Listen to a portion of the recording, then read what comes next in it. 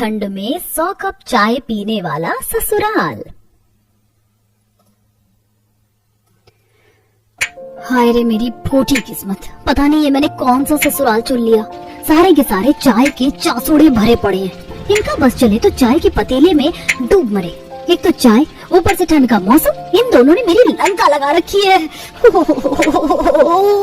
एक तरफ पतीले में चाय उबल रही है और दूसरी तरफ हमारी परेशान बहू संजना गुस्से में उबलते हुए सारा गुस्सा अदरक को कूट कर उतार रही है। हालांकि सर्दी के मौसम में चाय पीना हर भारतीयों को पसंद होता है, फिर क्यों संजना चाय बनाने के आसान से काम को गुस्से में चिढ़कर कर रही है? बाप रे बाप, आज तो कितनी भयंकर ठंड है माँ। फटाफट से मेरे लिए कप कड़क चाय बना दो ताकि मेरी सारी ठंड भाग जाए। अभी बर्तन धोकर आई हूँ मैं, मेरे हाथ बर्फ जितने ठंडे पड़े हैं। चाय चाहिए तो खुद बना ले और एक कप मेरे लिए भी बना लेना। माँ, तुम्हें पता है ना मुझे चाय बनाना पसंद नहीं है। बीरबल की खिचड़ी जितना टाइम लगता है चाय उबालने में, और तुम्हें पता है ना कि मुझे चाय छानने में कितना डर लगता है। तुम बना लो ना मेरी प्यारी माँ प्लीज। हे भगवान, क्या करूँ इस लड़की का, एक प्याली चाय नहीं बनाई जाती। कल को ससुराल जाएगी तो भगवान जाने क्या होगा तेरा, कहीं मेरी नाक ना कट जाए। मंजू बड़बड़ा कर रसोई में चाय बनाती है। थोड़े दिनों बाद संजना की शादी हो जाती है और पहली बार रसोई का दिन आता है जहाँ वह बड़े से पतीले में बहुत सारा दूध देखती है। प्रणाम सासू माँ, जेठानी जी। खुश रहो बहू, बिल्कुल चांद का टुकड़ा है मेरी बहू, है ना जूली बहू? आखिर देवरानी किसकी है? दूध जितनी गोरी चटोरी देवरानी है मेरी। तुम्हारा नसीब अच्छा है देवरानी जी, लाखों में एक ससुराल मिला है तुम्हें। जी जेठानी जी। वैसे माँ जी मैं वो पूछ रही थी, इतना ज्यादा मात्रा में दूध खीर बनाने के लिए आया है क्या? नहीं बहू, इस सारे दूध का चाय बनाना है तुमको। मगर माँ जी हमारे ससुराल के हिसाब से इतने दूध की चाय ज्यादा नहीं बन जाएगी। 10 कप चाय के लिए 1 लीटर दूध बहुत है। इस बात पर संजना की दोनों नंद राशि और किंजल चुटकी लेते हुए बोलती हैं, भाभी आप बस 10 कप चाय बनाने वाली थी, शायद माँ ने आपको बताया नहीं, लेकिन हमारे घर में डेली 100 कप चाय बनती है। 100 कप चाय की बात सुनकर संजना के सर पर चिड़िया उड़ जाती है। वह चुपचाप से बावर्ची खाने में आती है जहाँ बड़े बड़े आटा चावलों के कनस्तर में भरकर चाय पत्ती और चीनी रखी थी और चाय बनाने का बड़ा सा हांडा भी था। संजना बड़बड़ाते हुए चाय बनाना चालू करती है। भगवान, मैंने सपने में भी नहीं सोचा था कि मुझे 100 कप चाय पीने वाला ससुराल मिल जाएगा। आज तो बिल्कुल हलवाई वाली फीलिंग आ रही है। कुछ देर में संजना सबको 100 कप चाय सर्व करती है। तभी ससुर सुरेंद्र सुड़ सुड़ करके चाय पीते हुए कमी निकालते हैं। अरे नहीं बहू, जरूरत से ज्यादा ही मीठी चाय बना दी तुमने। पूरी की पूरी चाशनी है, बस रसगुल्ला डालने की देर है। सॉरी ससुर जी, वो मैंने पहली बार 100 कप चाय बनाया ना, इसलिए चीनी का अंदाजा नहीं रहा। भाई मेरे लिए बहू तूने 1 नंबर की चाय बनाई है, मुझे तो मीठा तेज पसंद है। सभी के जूठे कप समेट कर बहू किचन में लाकर जैसे ही धोने लगती है तो जोर से चिल्लाती है, हे भगवान, पानी छूने में करंट लग रहा है। 100 कप धोने में तो नानी याद आएगी। बेचारी बहू जैसे ही चाय के कप धोकर निपटती है, दोपहर में जेठानी के दोनों बच्चे प्रिंस रूही कमरे में आकर उसे जगाते हैं। चाची चाची उठो, हमारे लिए चाय बना दो। चाची उठो ना, चाय बना दो, ठंड लग रही है। गुस्से के मिजाज से संजना दोनों को डांट लगाती है। प्रिंस रूही, मैंने रोटी सब्जी बना रखी है, चुपचाप से जाकर खा लो, बच्चों को ज्यादा चाय नहीं पीनी चाहिए। इतने में सास पुष्पा कमरे में फिर से चाय की फरमाइश लेकर आ जाती है। अरे बहू, तू यहाँ रजाई में दुबकी हुई है, दोपहर के चाय का टाइम हो गया, भाई चाय चढ़ा दो। फिर से चाय? मगर अभी थोड़ी देर पहले ही तो आप लोगों ने 100 कप चाय पी मम्मी जी। अरे पूरे 2 घंटे हो गए बहू, चल उठ जा, अपनी और हमारे लिए चाय बना लो, सस्ती भाग जाएगी। गुस्से में लाल पीली होकर संजना किचन में आती है। तभी हॉल में से सास चिल्लाती है, बहू चाय में अदरक लौंग इलायची डालना मत भूलना।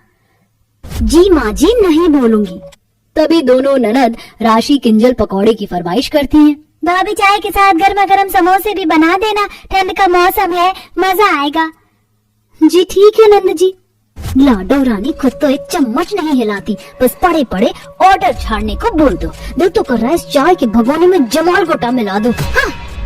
इसी तरह संजना के ससुराल में दिन रात सर्दी के मौसम में 100 कप चाय पीने का सिलसिला जोरों पर था। जिससे चाय बनाने का सामान लाने से लेकर बनाने से लेकर कप धोने तक ठंड में बेचारी बहू के हाथ सूजकर लाल पड़ जाते हैं। मैं नहीं धोने वाली 100 कप आज तो। मैं ये कप अपनी नंद रानियों से धुलवा कर रहूंगी। राशि, किंजल, जरा किचन में तो आना। आई भाभी। भाभी आपने बुलाया? हाँ, मैं सबके लिए चाय बना रही हूँ, तब तक तुम दोनों जरा ये सारे कप धो देना। कामचोर ननद 100 की स्पीड से बहाना मारती है। भाभी इतने ठंडे पानी में कप धोकर मेरी तो कुल्फी जम जाएगी, मुझसे नहीं होगा। हाँ, और भाभी मुझे तो बर्तन धोने आता ही नहीं। दोनों बहाना मारकर खिसक लेती। संजना भड़क कर बड़बड़ाने लगती है। एक कप धोने में दोनों ननद रानियों को नानी याद आ गई और मैं इनकी सेवा में सुबह शाम 100 कप चाय बनाकर अकेले मरूं। सुबह उठो चाय बनाओ, दोपहर हो चाय बनाओ, रात हो तब भी चाय बनाओ। किसी को मीठी पीनी है, किसी को फीकी पीनी है। तभी हॉल में से कार्तिक की आवाज आती है। क्या हुआ संजना? जल्दी से चाय ले आओ, सब लोग वेट कर रहे हैं। हाइपर होकर संजना बाहर आकर बोलती है, देखो जिसे भी चाय पीना है सब अपनी अपनी कप खुद धो। मैं दिन भर में 100 कप चाय भी बनाकर पिलाऊं और गंदे कप भी दूं, ये मेरे बस की नहीं है। अरे तो इसमें इतना गुस्सा करने की क्या बात है देवरानी जी, आपके आराम के लिए हम डिस्पोजल कप मंगवा लेते हैं। कार्तिक डिस्पोजल कप ले आता है और अब सब लोग डिस्पोजल कप में ही चाय पीते हैं, जिससे बेचारी बहू को सफाई का काम भी बढ़ जाता है। हे भगवान, देखो सबने कैसे चाय पीकर डिस्पोजल इधर उधर फेंककर गंदगी फैला रखी है। ऐसा लग रहा है घर नहीं चाय की टपरी खुल गई हो। पूरा घर साफ करते करते बेचारी बहू थक कर थोड़ा आराम करने में जाती है तो ससुर जी का आदेश आ जाता है। अरे नहीं बहू, जरा एक प्याली चाय तो पिला दो। पापा जी, अभी मेरे अंदर चाय बनाने की बिल्कुल हिम्मत नहीं बची, तो चाय नहीं मिलेगी। तभी पुष्पा देवी गुस्से में बोलती है, बहू ये क्या कह रही हो? अरे तुम इस घर की बहू हो, सबकी खुशियों का ख्याल रखना तुम्हारा धर्म है। माँ जी, मैं इंसान हूँ, मशीन नहीं। सारा दिन कोल्हू के बैल की तरह काम करती रहूं और इतनी चाय पीना सेहत के लिए हानिकारक होता है। अरे बहू, कुछ हानिकारक नहीं होता। अब भाषण देने से बढ़िया जाकर बढ़िया सी कड़क चाय बना लाओ, सिर फटा जा रहा है। इस तरह एक बार फिर बेचारी बहू सबके लिए 100 कप चाय बनाती है, मगर धीरे धीरे चाय की तलब ससुराल वालों को भारी पड़ने लगती है। किसी को गैस तो किसी को कब्ज की समस्या होने लगती है और एक दिन ससुर सुरेंद्र की बीपी बहुत हाई हो जाती है। डॉक्टर साहब, क्या हो गया था पिताजी को? सुबह तो चंगे भले थे। देखिए, लगता है आपके घर में सब लोग चाय बहुत पीते हैं, इसीलिए ने एसिडिटी, गैस और बीपी जैसी बीमारी के शुरुआती लक्षण सामने आए हैं। अगर अभी अभी आपने चाय पीने पर कंट्रोल नहीं किया तो बहुत बड़ी समस्या हो सकती है। सब लोग डॉक्टर की बात पर सलाह मशवरा करते हैं। बहू हमारी भलाई के लिए बोलती थी, हमारे ही कान पर जू तक नहीं रहेगा। अब दिन में केवल 2 बार चाय बनेगी।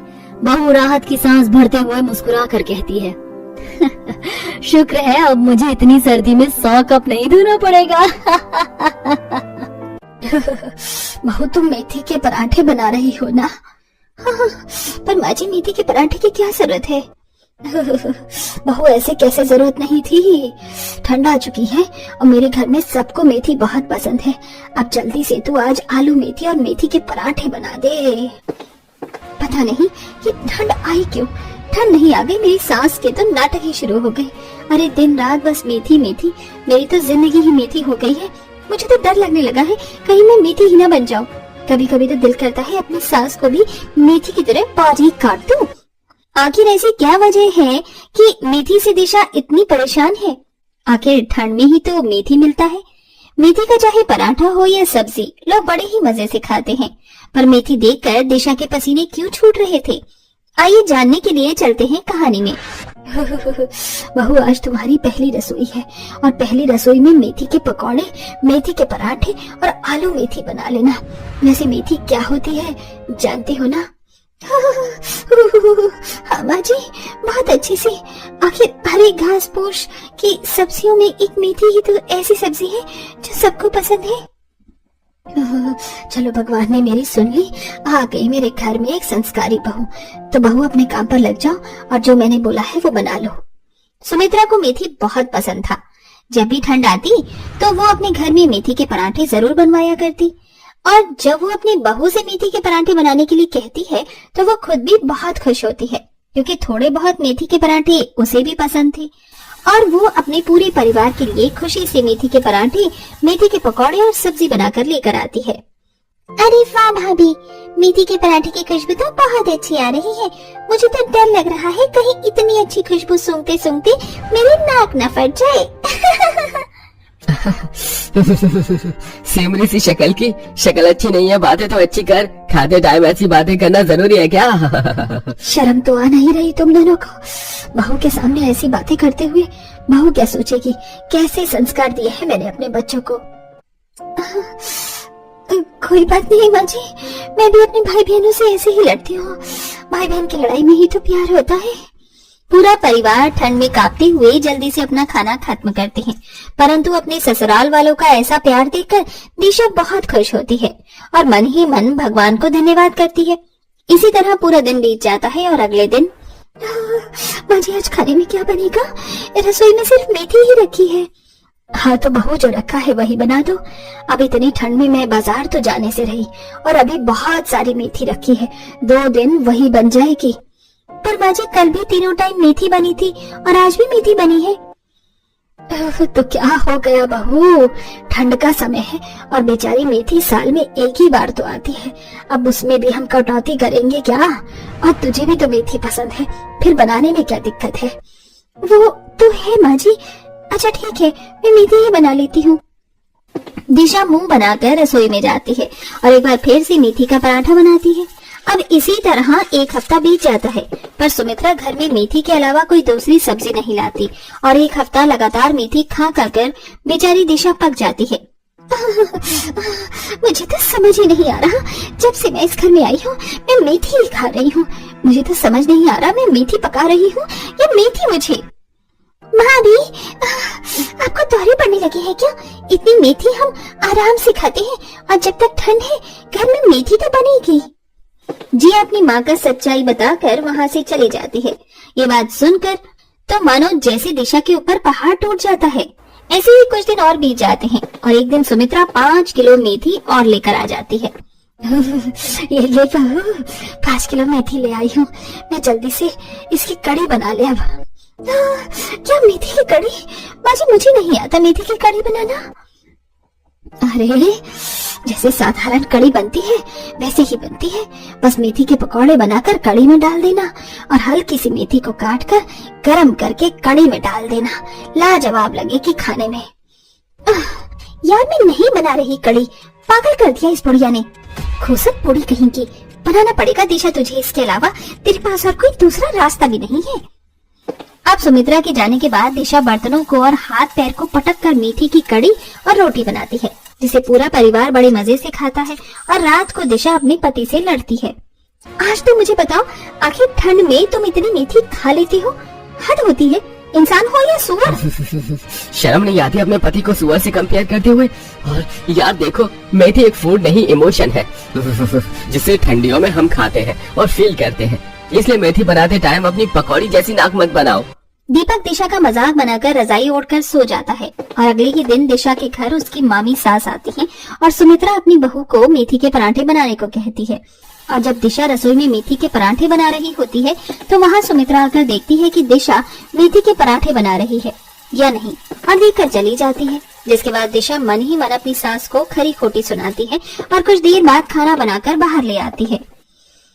ये लो भाभी मेथी के पराठे, मेथी के पकौड़े, मेथी की सब्जी और मेथी की कड़ी खाओ। अरे सुमित्रा, इतनी सारी मेथी, इतनी मेथी देखकर तो मेरा मन भर गया। अब मुझे पेट भरने की जरूरत नहीं है। अरे भाभी क्यों नाटक कर रही हो? मैं भी बहुत अच्छे से जानती हूँ कैसे तुम चाट चाट कर मेथी के पराठे खाती हो। और ज्यादा बनो मत, साल में एक बार मेथी बिकती है सर्दियों में, इसलिए अब आई हो तो चुपचाप दबा कर खा लो, कोई कुछ नहीं बोलेगा। सुमित्रा की जिद करने पर सुमित्रा की भाभी मुंह बनाकर मेथी खा लेती है, पर अगले दिन भी उसे खाने में मेथी ही मिलती है। और जिस दिन सुमित्रा की भाभी का जाने का समय होता है उस दिन भी सुमित्रा अपनी भाभी को खाने में मेथी ही देती है, जिसे देख जाते जाते सुमित्रा की भाभी सुमित्रा को टोक जाती है। सुमित्रा, लगता है कोई मुफ्त में तुम्हें मेथी दे गया है, इसीलिए इतना मेथी खा रही हो। और इतनी मेथी भी सही नहीं है। अगर मेरी अपनी खेती भी होती ना मेथी की, तो भी मैं इतनी मेथी न खाती जितनी तुमने मुझे खिला दी। अब तो मैं 5 साल तक मेथी का नाम न लूं। अपनी भाभी की ये बात सुनकर सुमित्रा का मुंह बन जाता है, पर दिशा की हंसी निकल जाती है। और इसी तरह कुछ दिन बीत जाते हैं और दीपक जो कि इतने दिनों से वर्क फ्रॉम होम कर रहा था, अब वो भी ऑफिस जाने की तैयारी करने लगता है। क्या बात है, बड़ी तैयारी की जा रही है। कल से ऑफिस जो जाना है, मेरा लंच तैयार कर देना सुबह जल्दी। लंच क्या तैयार करना, हो जाएगा तैयार। मेथी के पराठे, सब्जी ही तो बनानी है, और ठंड ज्यादा हो रही है, एक दो स्वेटर भी निकाल लो। ठीक है। क्योंकि आज से दीपक को ऑफिस जाना था, इसलिए आज दिशा थोड़ी जल्दी उठकर मुंह बनाकर मेथी के पराठे और सब्जी बनाती है। अब इसी तरह कुछ दिन बीत जाता है और हर रोज लंच में मेथी के पराठे और सब्जी ले जाकर अब दीपक भी थक जाता है और उसके ऑफिस में कलीग्स उसका मजाक बनाने लगते हैं। भाई तू तो रहने दे, तू तो अपना टिफिन मत ही खोल, हमें पता है तू खाने में मेथी लेकर आया होगा। अरे दीपक के टिफिन में और कुछ हो भी तो नहीं सकता, उनके घर में मुफ्त की जो मेथी आती है। ऐसा नहीं है यार, वो तो बस सब्जी वाली पड़ोसन है हमारी, उसने बहुत सारा मेथी दे दिया तो मैंने बोला कि पहले मेथी खत्म कर दो। अरे क्या सच है क्या झूठ, वो तो कल तेरा टिफिन बता ही देगा। रोज रोज मेथी ले जाने की वजह से दीपक का मजाक बनता है और वो गुस्से में घर आता है और घर आते ही सब पर चिल्लाने लगता है। मैं कल से मेथी लेकर नहीं जाऊंगा, घर में अब कुछ दूसरी सब्जी भी बना लो, हर टाइम मेथी मेथी मेथी मुझसे नहीं खाई जाएगी। आप लोगों की वजह से आज ऑफिस में मेरा कितना मजाक बनाए, जानते भी हैं आप लोग। दीपक जी, गलती इसमें मेरी नहीं, आपकी और माँ जी की है। आप लोगों को ही मेथी बहुत पसंद थी, जब चार लोगों ने मजाक बनाया तो पकौड़े जैसे नाक फुलाकर मेरे पास आ गई। मैं ये बात कब से आप लोगों को समझा रही हूँ, पर आप लोग ही हैं जो दिन रात मेथी खा रहे हैं। माँ मैं कह देता हूँ, अगर अब मेथी बनी तो मैं घर नहीं आऊंगा। अरे मेरे लाल, तू गुस्सा क्यों का हो रहा है? अरे तुझे मेथी नहीं खानी तो तू मत खाना, मैं मेथी खा लूंगी। बहू तो मेरे बेटे के लिए कोई दूसरी सब्जी बना देना। माँ, आपको सिर्फ मेथी खानी है, आप खाओ, पर हम सब अब और मेथी नहीं खाएंगे। मन तो मेरा भी भर गया था, बस मैं तो तुम लोगों की वजह से खा रही थी। अगर मेरे बच्चों को नहीं खानी तो अब से मैं भी मेथी नहीं खाऊंगी।